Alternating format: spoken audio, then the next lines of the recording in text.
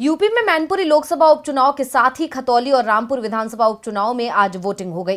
Voting के दौरान लखनऊ से लेकर दिल्ली तक शिकायतों का दौर चलता रहा। सपा ने प्रशासन की निष्पक्षता पर सवाल उठाए तो बीजेपी ने मैनपुरी में सपा पर वोटरों को धमकाने के आरोप लगाए हैं। तो कहां कितना हुआ मतदान, देखिए ये रिपोर्ट। मैनपुरी लोकसभा सीट सहित 5 राज्यों की 6 विधानसभा सीटों के लिए आज वोटिंग का काम पूरा हो गया।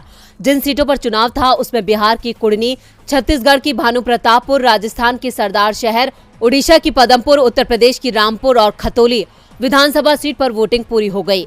चुनाव शांतिपूर्ण रहा, लेकिन मैनपुरी और रामपुर सीट पर सुबह से ही सपा और बीजेपी के कार्यकर्ताओं के बीच टकराव देखा गया। सपा ने प्रशासन पर धांधली का आरोप लगाया है और चुनाव आयोग से इसकी शिकायत भी की है।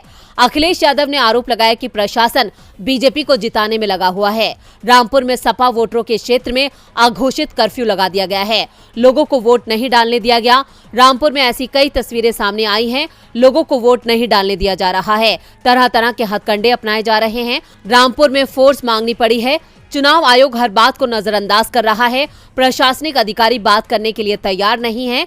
रामपुर में आजम खान की पत्नी तंजीम फातिमा ने वोट डालने के बाद कहा कि यहां मतदान नहीं, मजाक हो रहा है। सबसे कम वोट भी रामपुर विधानसभा सीट पर पड़े हैं।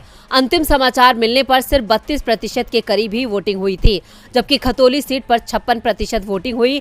मैनपुरी लोकसभा सीट पर करीब 53% वोट पड़े। इसके अलावा बिहार की कुड़नी सीट पर 54%, राजस्थान की सरदार शहर में 68%, छत्तीसगढ़ की भानुप्रतापपुर में 66% और उड़ीसा की पदमपुर सीट पर 76% वोटिंग हुई है।